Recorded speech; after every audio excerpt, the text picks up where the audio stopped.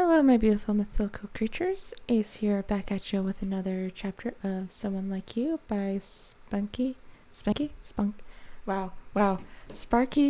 Pasquier. Welcome to my life. You can find it on AO3. Anyhow, on to chapter 12. Izuku stood in front of the large skyscraper, smoke occasionally billowing out of various windows. His legs felt like jelly and his hands were clammy and tingly. He forced himself to breathe in and out slowly. Out of everything he had done, getting a job, working out, learning to fight, all of it. This was his first real step to becoming a crime fighter. He took one last look at the large sign stating Hatsumi Industries. Walking through the front door, after a whoosh and a blast of warm air, Izuku stood in front of the reception desk. Hello, welcome to Hatsumi Industry. Do you have an appointment? A long strand, black-haired and brown-eyed woman said, sitting behind the desk, asked. She had a sort of traditional beauty. But if Izuku was a betting man, he would bet almost anything that she had some sort of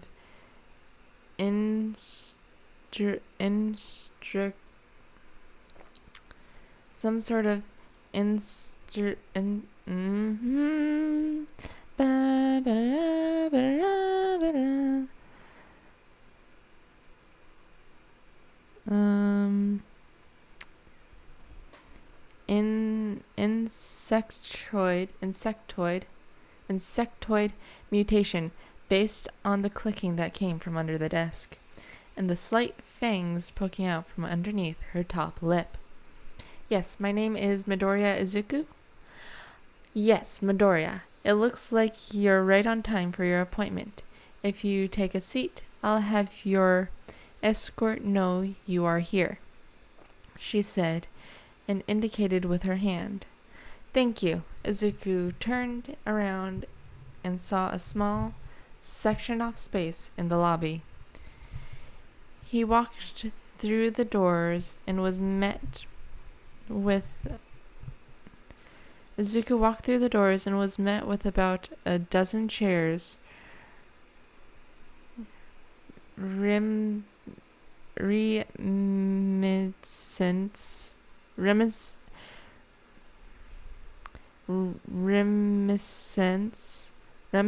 of what he would see in a doctor's office or hospital, or at least what he witnessed the few times he was there.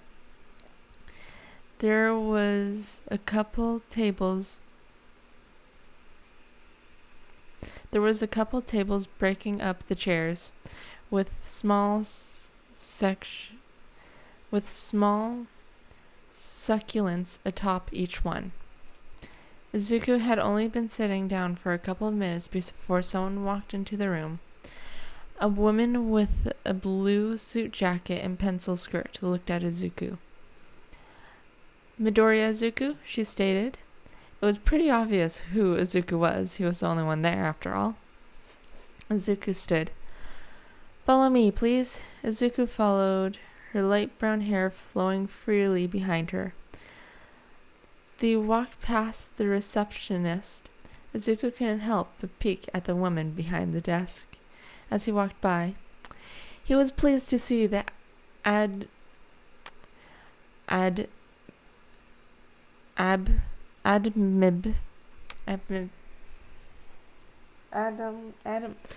Tammy.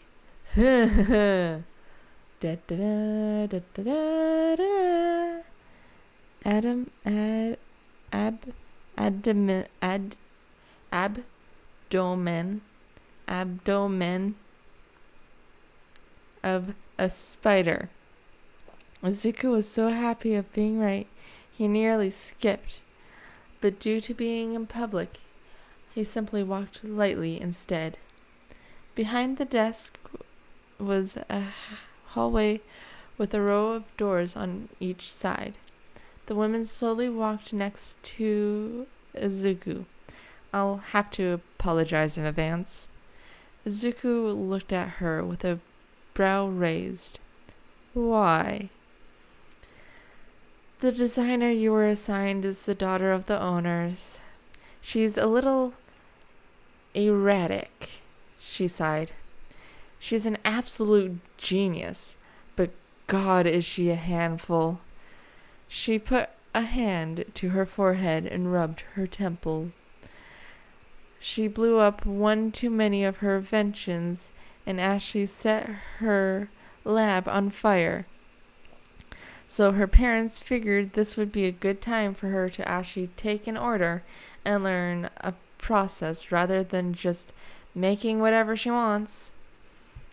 She never thinks ahead when she invents, and I would bet nearly everything that is what leads to most of her chaotic nature. Well, I'm sure it'll be fine. Izuku thinks back to another explosive individual he had learned to put up with. He may think that now, but if she becomes too much, just let me know, and I'll find another designer for you. Do you say try because I'm quirkless? Something heavy sinks low into his gut. Well, many of our designers are not exactly what you'd call open-minded. Although I have a feeling this is not the first time you have heard something along those lines. She looked at Izuku out of the corner of his She looked at Izuku out of the corner of her eye. He made sure to keep his face neutral, but that look probably told her more than he necessarily wanted.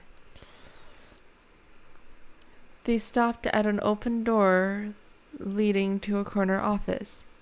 Izuku poked his head inside and saw a girl about his age, with pink dreadlocks and thick steampunk goggles. She laid with her head in her arms and was playing with a pencil, making doodles on a loose piece of paper. Hatsume, your next appointment is here, the escort said. Izuku stepped into the room and took a seat at the chairs across the desk from Hatsume. Welcome to Hatsume Industry. How can I help you?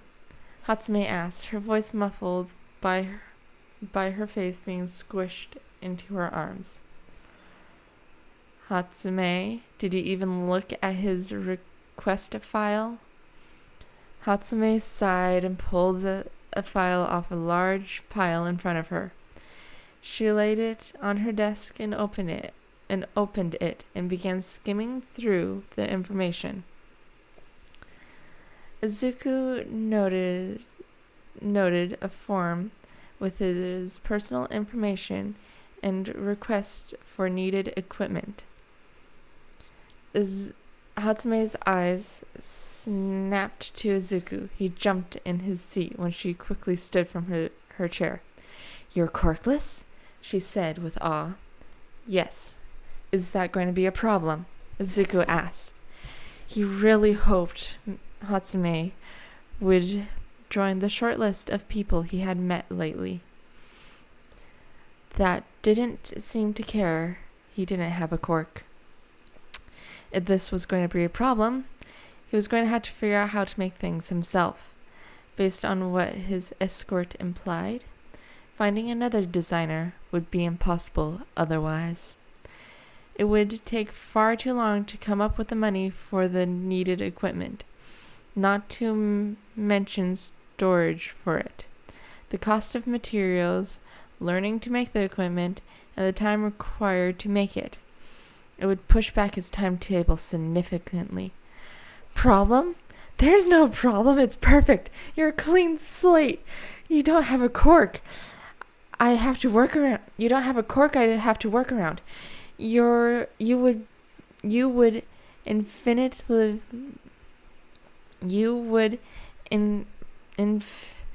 look up.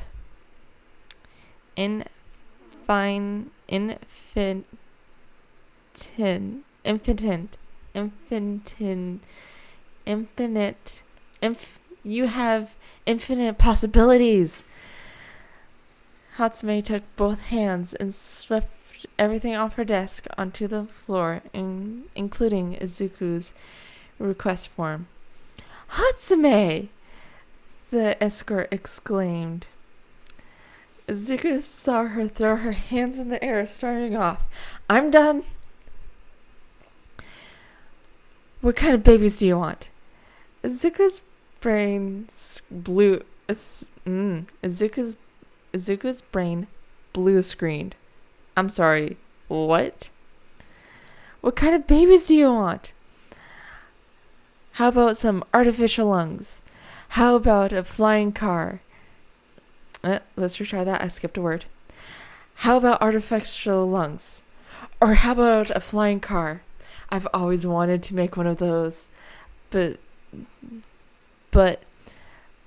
physics kept getting in the way. Maybe I need to study bees more. Hatsume rambled, jolting down any idea that came to mind. It didn't take long for him to realize she meant her inventions when she said babies. No, I don't need it. I don't need all of that. Not that I know how to drive anyways. He mumbled the last part.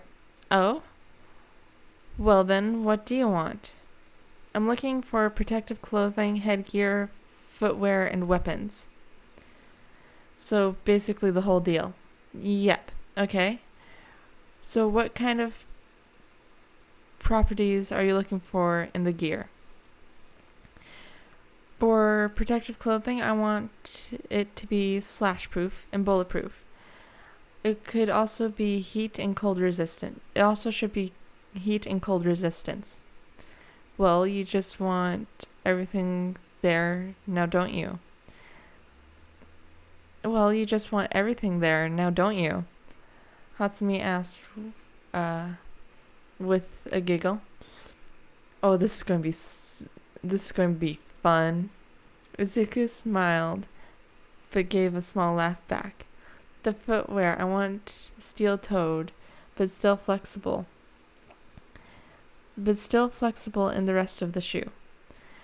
I will also be specializing in stealth, and don't want big chunky shoes to be giving me away.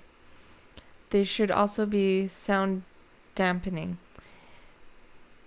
and be also a cushioned fall from a high altitude. Hatsume whistled. Izuku can hear her legs bouncing underneath the desk. The headgear should cover my hair and eyes, but I still need to have good peripheral vision. I would also like to have some sort of visor with built-in heat and night vision, if possible. I was also wondering if I could work with you with installing my own operating system. Hatsume looked at him in surprise. You code? Yeah, I'm not sure how good I am, but I tinker. Then that is definitely something I could make work. Okay, what about weapons? I want something that is easy to use. When I was a kid, I made my own nunchucks out of some Lego and string I had found. I was pretty good at using them too, if I do say so myself. I also think some look up.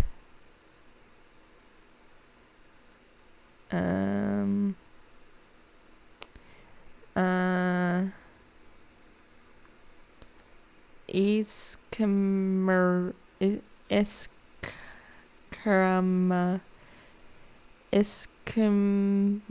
rods, or a staff. Those shouldn't be hard to learn to use. The only thing is, I have no doubt I'll probably lose the weapon at some point, so I need to be able to find them quickly. Maybe add a sensor or magnet that will summon the weapon back to me? I love you already. I have so many ideas for our babies. I can at least have the shoes done in 3 days. 3 days? Yep. Come back then and we'll make sure everything fits right. If it does, you can have them home with you and try out before purchasing. Excuse me. Hatsume stood from her chair and walked around the desk. She pulled a measuring tape and wrapped it around various parts of Izuku's body. He was kind of uncomfortable with having someone that close to him. Being in physical proximity of others never turned out well for him, whereas Hatsume seemed like the type of person whose bubble of personal space was absent, and therefore didn't consider that others maybe did have one. After just a few minutes, Hatsumi was finished. She leaned back to rest against her desk. Okay, all done. See you in 3 days. She quickly escorted Izuku from the room and shut the door. He heard the sound of hydraulics and clicking coming from beyond the door. A shiver traveled down his spine. He quickly left the building. 3 days later found Izuku back at Hatsume Industry. Oh, thank God, he heard when he walked through the door. He jumped in surprise. What? She has been absolutely intolerable. Just go to the room where you were before. You'll see what I mean. Izuku was apprehensive. He passed by the desk, walked down the hall, and found himself in front of the office he had met Hatsume in. As he went to knock the door, he heard an explosion from inside. He quickly opened the door. Smoke quickly escaped through the doorway. Izuku remembered seeing windows on the wall behind the desk, just inside the door. He quickly walked through the smoke, the neckline of his shirt over his nose to minimize the amount of smoke inhalation. Maybe he should have talked to Hatsume about making him a mouth guard of some kind with an air filter. He would mention it later. Izuku found the window because it was on the lowest level. It could actually open all the way. His escort from last time did imply Hatsume made explosions quite often. It's easier to get rid of the smoke if the window was bigger.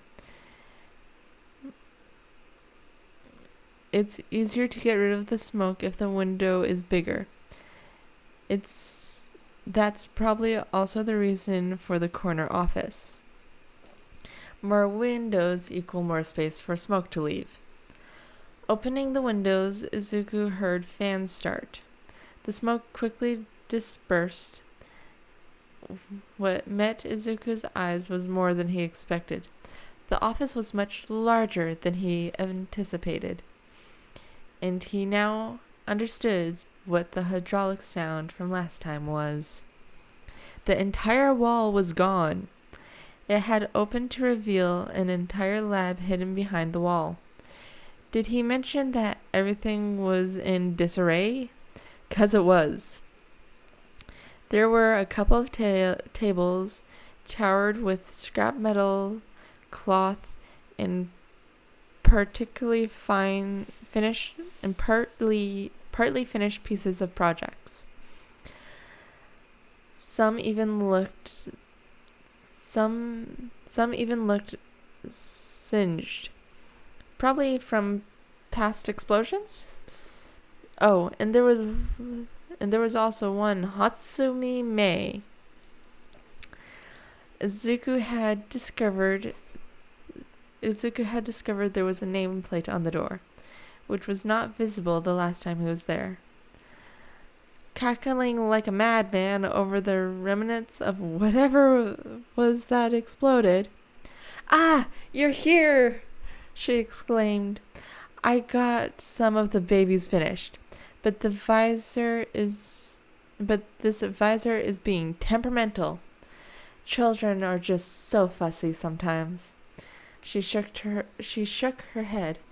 "Ah, I guess," he said with a strained smile. "Well, here you go." She took a few items off her workstation and handed them to Izuku. "Go, try them on." She waved her hand at a door on the far side of the room. It had a sign on it that read "Test Room." It had a large window next to the door. That way people could observe what was happening inside. Izuku looked at Hatsumi, trying to determine if she was serious or not. She turned back to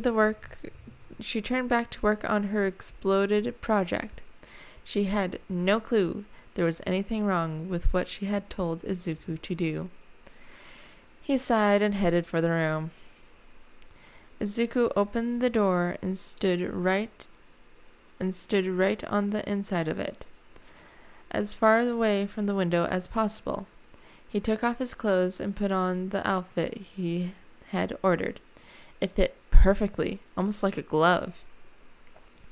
It was tight enough that it wouldn't snag on anything, but loose enough to be comfortable and easy to move in.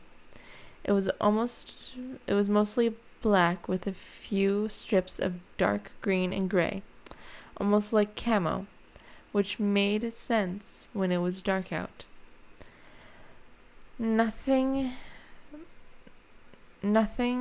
is absolutely completely dark. And then nothing was absolutely completely black. In reality, dark colors we see are a combination of many different dark colors. If Izuku tried to go out in a pure black outfit, he would stick out just as much as if the outfit he was wearing was pure white. Next, he tried on the red shoes. They were flexible and breathable, but Izuku could feel the hard steel protecting his toes. He stood on his toes a couple of times. The shoes were new, so they were a bit stiff, but the shoes were new, so they had a bit of stiffness to them, but otherwise were completely comfortable. He stepped out of the testing room. Hatsumi was still tinkering with her project on the table. He didn't know what he was concerned about before. The sound of him shutting the door drew Hatsumi's attention. Her head snapped in his direction. Izuku saw her eyes focus like a camera. If the action told him anything, he would bet her quirk allowed to see further than the average human. "It looks like it fits well," Hatsumi said. "Yes, it fits perfectly." "Good. The clothing is made of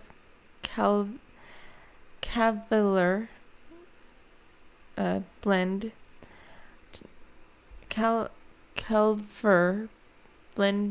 blend woven together like chainmail to a minuscule level. That should make it at least resistant to bullets, slashing, and stabbing. It's fairly thin, so it should be flexible and breathable. I also blended it with a material that has thermal resistance and installation. Great, Izuku said. As you can probably feel, the shoes are made of similar material to protect your feet. They have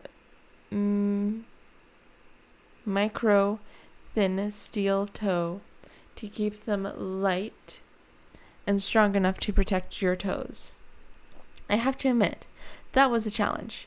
It was hard to make both thin and strong enough to actually protect anything.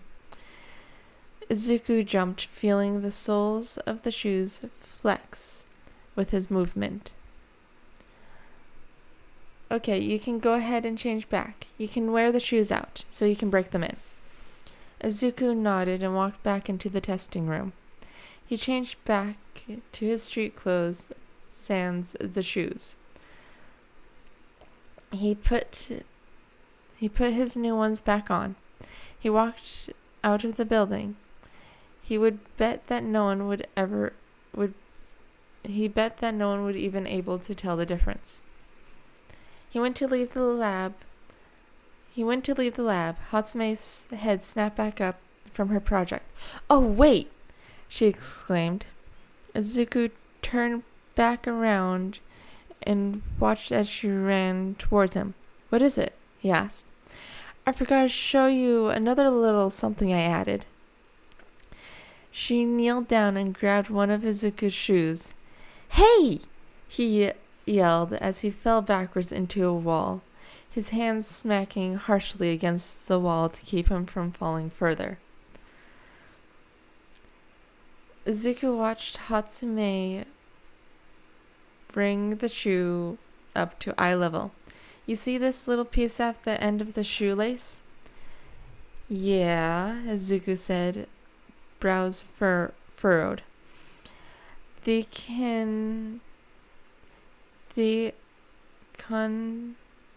contain sensors that will change the color of your clothing.